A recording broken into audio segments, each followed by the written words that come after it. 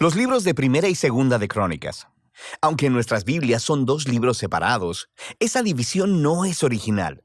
Debido a la longitud del rollo, el libro fue dividido en dos, pero fue escrito como un solo libro con una narrativa coherente.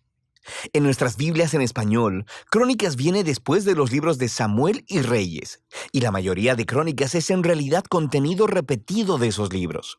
Así que la mayoría de los lectores modernos, cuando llegan a Crónicas, piensan, espera un momento, acabo de leer todo eso, y se lo saltan. Y eso es una pena, porque el libro es realmente único e importante en la Biblia. En el orden judío tradicional de la Biblia, Crónicas es en realidad el último libro porque resume todas las escrituras judías. La primera palabra en el libro es Adán, el primer personaje en el principio de la historia, y el último párrafo anuncia el regreso de Israel del exilio. Ahora, no sabemos quién escribió este libro, pero por los detalles en él, podemos saber que fue producido por alguien que vivió un par de siglos después de que los israelitas regresaran del exilio en Babilonia. Ahora, para este autor, Jerusalén y el templo fueron reconstruidos hace algún tiempo, y sabemos por Esdras, Nehemías, que las cosas no andaban bien. La gran esperanza profética era que la ciudad y el templo fueran reconstruidos, que Dios viniera a morar entre su pueblo. El rey mesiánico vendría, y todas las naciones estarían bajo su gobierno pacífico, y nada de esto ha sucedido. Así que el autor de Crónicas ha reconfigurado estas historias de David y Salomón y los reyes del pasado para proveer un mensaje de esperanza para el futuro. Y vemos que él ha diseñado este libro para enfatizar dos temas evidentes. Primero, la esperanza del rey mesiánico venidero, y segundo, la esperanza de un nuevo templo. Profundicemos y verás estos temas a lo largo de todo el libro. Primera de Crónicas comienza con 9 capítulos de genealogías, largas listas de nombres, y las leerás y pensarás que esto es un poco aburrido, y puede que esto sea cierto para ti, pero en realidad son muy importantes.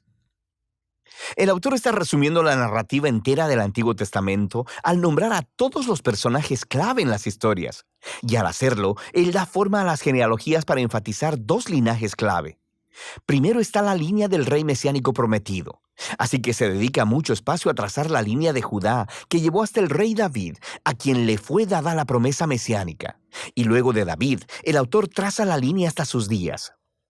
La otra línea familiar que recibe mucha atención aquí es la del sacerdocio, los descendientes de Aarón, quienes, por supuesto, sirvieron en el templo. Así que desde el inicio puedes ver dos temas principales: la esperanza del autor de que el Mesías venga para construir un nuevo templo y segundo, su origen en estas antiguas genealogías. Ahora, después de eso, el autor continúa con las historias acerca de David, y la mayoría de ellas te resultarán familiares por el libro de Samuel, pero de nuevo, hay algunas diferencias realmente importantes. Primero que nada, el autor deja fuera todas las historias negativas de David, en donde él es retratado como débil o inmoral. Saúl cazando a David en el desierto y persiguiéndolo. La historia del adulterio de David con Betsabé y el asesinato de su esposo. Todo eso queda fuera. Y lo que queda son las historias que hacen ver a David como un buen hombre. Y no solo eso, también hay un material nuevo que no encontrarás en el libro de Samuel y que muestra a David desde una perspectiva muy positiva. Hay un gran bloque de capítulos donde David hace preparaciones para el templo. Él organiza los recursos y los constructores y los levitas y los coros. Y no solo eso, el autor también representa a David como una figura semejante a Moisés. Dios le da a David los planos para construir el templo, así como le dio a Moisés los planos para construir el tabernáculo. De manera que, ¿por qué todo este nuevo material acerca de David? El autor no está intentando cubrir las faltas de David. Él sabe que cualquiera puede ir a leer sobre ellas en el libro de Samuel.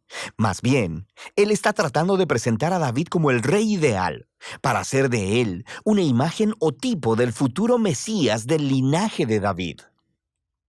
Es muy similar a cómo Jeremías y Ezequiel hablaron del Mesías venidero como un nuevo David. Esto es más evidente en la manera en que el autor recuenta la historia de la promesa del pacto de Dios a David en Primera de Crónicas 17. Cuando comparas la historia con su paralelo en 2 de Samuel 7, verás que el autor de Crónicas está resaltando que ni David ni Salomón ni ninguno de los reyes de su linaje eran el rey mesiánico, y que cuando el Mesías venga será un rey como David.